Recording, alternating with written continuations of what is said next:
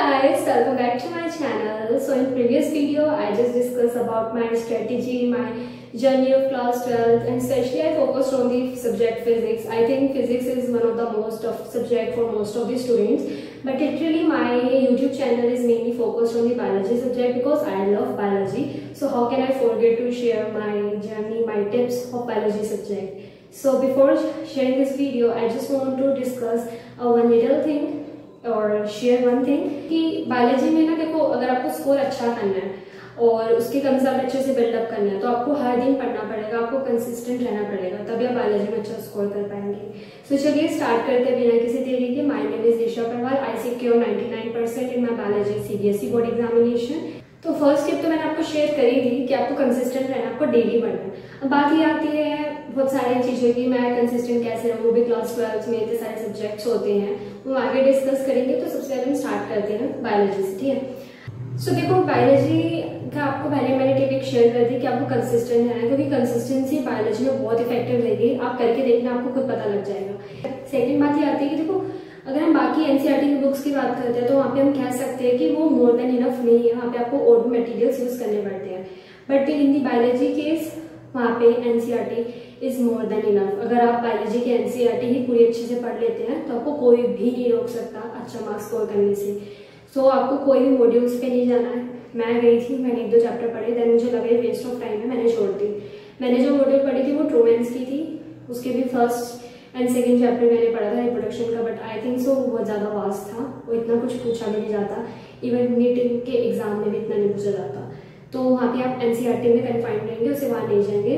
कोई आपका दोस्त जा रहा है तो उसे जाने दो, आप मत जाओ, ठीक है। सेकेंड बात ये होती है कि मैंने बताया कि एनसीईआरटी जो होती है वो सफिशिएंट होती है। सेकेंड ये है कि जो बायोलॉजी की जो एनसीईआरटी है वो अपने आप में वेल ऑर्गेनाइज्ड है, यानी कि उसे पता है कि बच्चे को पहला कौन सा चैप्टर देना है, सेकंड कौन सा देना है, थर्ड कौन सा देना है। तो आप भी एनसीईआरटी फॉलो करोगे, अपना दिमाग नहीं लड़ाओगे कि आज मैंने सेक्शुअल रिप्रोडक्शन प्लान पढ़ा, कल मैं बायोटेक्नोलॉजी पढ़ लेता हूँ, परसों मैं इकोलॉजी पढ़ लेता हूँ। ऐसा बिल्कुल मत करना। तो क्योंकि चैप्टर फर्स्ट आपके कंसेप्ट को बिल्ड करेगा। यहाँ कंसेप्ट जेनेटिक्स तक आपके कंसेप्ट बिल्ड होंगे। कंसेप्ट बिल्ड करने के बाद फिर आप इवोल्यूशन से स्टार्ट करोगे पढ़ना। तो पहले आप अपने कंसेप्ट क्लियर करोगे, इसलिए आपको एक भी यूनिट जंप नहीं करनी, यूनिट वाइज पढ़ना है, राइट। बहुत बच्चों के लिए बायोटेक्नोलॉजी बहुत ज़्यादा हार्ड चैप्टर लगता है, काफ़ी बच्चों को। उसका मेन रीज़न क्या होता है कि उन्होंने रिप्रोडक्शन चैप्टर नहीं पढ़ा होता या जेनेटिक्स नहीं पढ़ा होता, सीधा बायोटेक्नोलॉजी पढ़ने लग जाते हैं। फर्स्ट रीज़न तो ये हुआ। फॉर एग्जाम्पल, उन्होंने बायोटेक्नोलॉजी पढ़ रहे हैं, उन्होंने जेनेटिक्स भी पढ़ लिया, उन्होंने रिप्रोडक्शन भी पढ़ लिया, वो बायोटेक्नोलॉजी पढ़ रहे लेकिन उन्हें समझ में नहीं आया। क्यों? क्योंकि जब जेनेटिक्स और रिप्रोडक्शन है उसके कंसेप्ट ही क्लियर नहीं हुए। जब वो उसके कंसेप्ट क्लियर नहीं हुए, वो चैप्टर क्लियर नहीं हुआ, बट वो सिलेबस की दौड़ में भगे हुए हैं कि मुझे सिलेबस करना है, वो बायोटेक्नोलॉजी में जाते हैं। अब उसमें कुछ भी समझ नहीं आता, उन्हें नहीं पता जीन्स के कोडिंग कैसे होती है, कोडिंग के लिए कौन जरूरी है, डीएनए या प्रोटीन, उन्हें नहीं पता होता। मैंने कई एमसीक्यूज जा रहे हैं जहाँ पे बच्चों ने आंसर करा प्रोटीन। तो बेसिकली फिर ये रीजन है।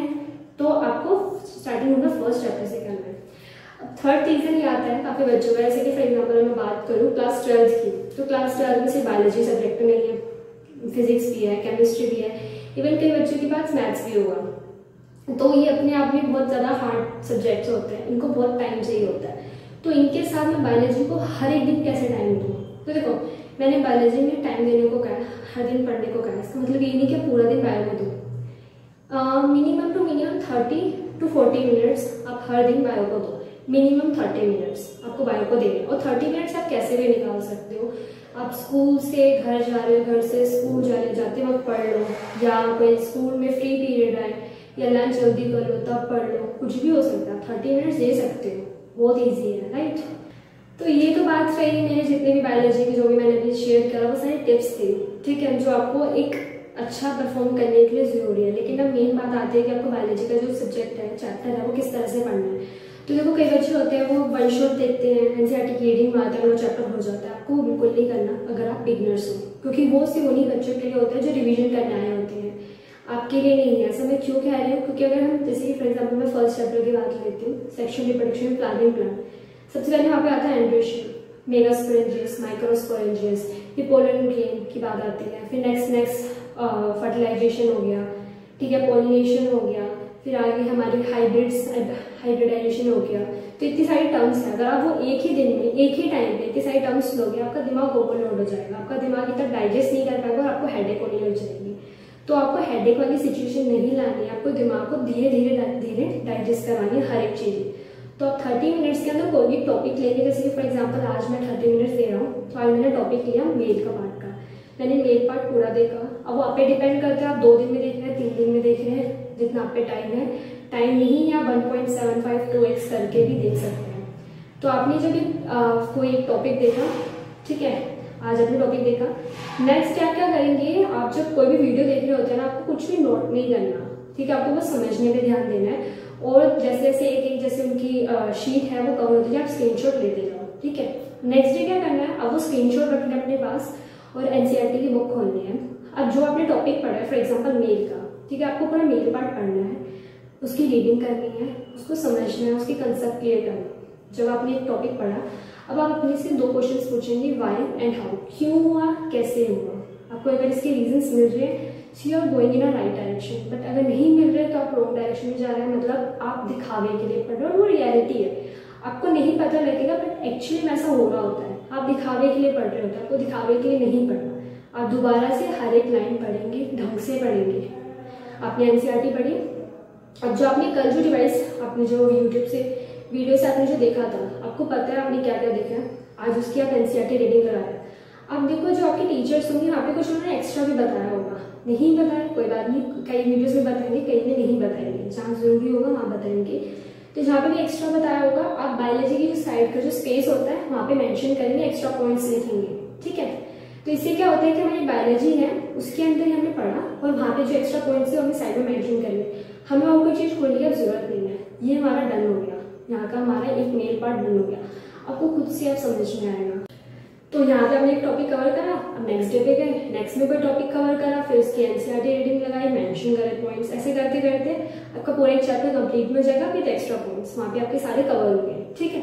आपके यहाँ पे पूरी एनसीईआरटी कवर होगी। अब ये ध्यान रखना, जब भी आप जैसे नेक्स्ट डे जा रहे हैं, आपने नया टॉपिक खोला, उस नए टॉपिक खोलने से पहले आप पहले पुराना टॉपिक रिवाइज करेंगे ऊपर से, किसमें क्या था क्या नहीं था, ये वर्ड्स जो थे मेंशन, जो वर्ड्स थे जो मतलब काफी जो हेडलाइंस थी जहाँ पे आपको लग रहा है कि हाँ क्वेश्चन बन सकता है, उसे हाईलाइट करो, तो हाईलाइट्स पॉइंट पढ़ो, फिर आप न्यू वीडियो देखो, जिससे आपको समराइज याद की याद भी रहेगा और आगे आप उसको भी कंटिन्यू करो। ये आपको सब 30 मिनट्स में करना है, शुरू में थोड़ा टाइम लग सकता है, लेकिन धीरे धीरे आपको अप्रोच पता लग जाएगी किस तरह से पढ़ना है, तो आप कर सकते हो। और एक्चुअली ऐसा मत करना बिल्कुल भी कि मुझे चैप्टर इंटरेस्टिंग लग रहा है, क्योंकि आप शॉर्ट फॉर्म में पढ़ रहे हो, तो आपको अब चैप्टर इंटरेस्टिंग भी लगने लगेगा कि अगले में क्या होगा, अगले में क्या होगा, तो इंटरेस्टिंग भी लगने लग जाता है। तो जब आप ये चैप्टर पढ़ रहे होते हैं ना, तो ऐसा बिल्कुल भी ओवर एक्साइट मत होना कि मैं 30 मिनट्स है, मैं 1 घंटा 30 मिनट तक चला गया, ऐसा मत करना, क्योंकि आपको बाकी सब्जेक्ट्स में भी टाइम देना है। बायो में 99% स्कोर करके आप बायोलॉजी के सब्जेक्ट में, बायोलॉजी की पूरी क्लास में आप 99 नहीं ला सकते,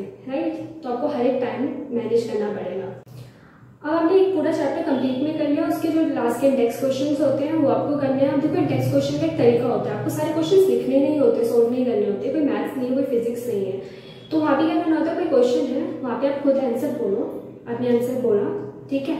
अब आप उसके आंसर में देखो, उसके हिंट में या जो भी उसका आंसर होगा वहाँ जाके देखो कि उसमें जितने भी सारे पॉइंट्स थे क्या आपने बोले, क्योंकि कोई भी पॉइंट मिसिंग अप हुआ तो वहां से आपके मार्क्स डिडक्ट होंगे, क्योंकि जो सीबीएसई के अंदर जो वो आंसर की देते हैं टीचर्स को, तो वहाँ पे पूरा आंसर नहीं मेंशन होता, वहाँ पे आंसर की के कुछ की पॉइंट्स लिखे होते हैं कि अगर बच्चे ने ये सारे पॉइंट्स मेंशन करे हैं, तो अगर 5 नंबर का क्वेश्चन है तो उसे 5 में से 5 दो, अगर कुछ नहीं मेंशन तो उस हिसाब से नंबर डिडक्ट करो, तो ऐसा होता है। तो आपको वो आंसर पीछे देखना है कि आपने सारे पॉइंट्स मेंशन करे, नहीं करे तो उसे रिमेंबर करो कि मुझे ये पॉइंट्स में मेंशन करना है, जितने नंबर का क्वेश्चन होगा उतने हमें पॉइंट्स मेंशन करने पड़ेंगे। यहाँ पे आपके क्या होगी, पूरा चैप्टर आपका यहाँ पे कंप्लीट हो गया। अब आप ऐसे ही नेक्स्ट चैप्टर करोगे, ऐसे आप नेक्स्ट चैप्टर करोगे, ठीक है।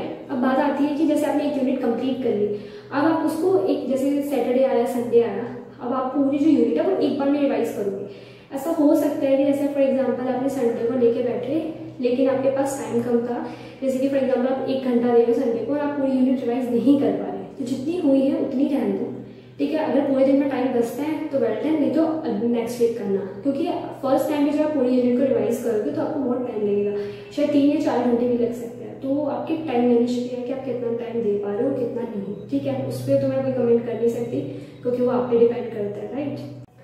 तो यहाँ पे पूरे चैप्टर कंप्लीट करते जाओगे, बट मैंने एक थिंग आपको नहीं बताई, वो थी नोट्स, क्योंकि मेरे पे इतना सफिशिएंट टाइम नहीं था कि मैं नोट्स भी बना सकूँ, क्योंकि मुझे फिजिक्स में और मैथ्स में भी टाइम देना होता था, तो मैं इतना टाइम मैनेज नहीं कर पाई। तो बेसिकली मैं क्या करती थी, मैं फ्लो चार्ट बनाती थी। हर एक जैसे बायोलॉजी का चैप्टर है, उसके साइड में जो स्पेस होता है वहाँ पे मैंने एक पेज कट करा, वहाँ पे मैंने फ्लो चार्ट बनाया, कोई भी सब जैसे कोई भी टॉपिक है वहाँ पे फ्लो चार्ट लगा दिया। तो बेसिकली जब उस चैप्टर पे आती थी, उस पेज पे आती थी, तो instead of reading NCERT I just read the flow chart, तो उससे मेरा काम चल जाता था। तो मैंने फ्लो चार्ट बनाए। अगर आपके पास सफिशिएंट टाइम है तो आप नोट्स भी बना सकती है, और स्पेशली ये काम करना जब भी आप नोट्स बनाना तो ग्रामर मत यूज करना बच्चों की तरह, क्योंकि आप बहुत बड़े हो चुके हो, ठीक है। तो जैसे कि फॉर एग्जाम्पल अगर मैं बात करूँ मेल के पार्ट की बात करती हूँ, ठीक है, जो आपने भी सबने पढ़ा होगा तो आप समझ पाओगे।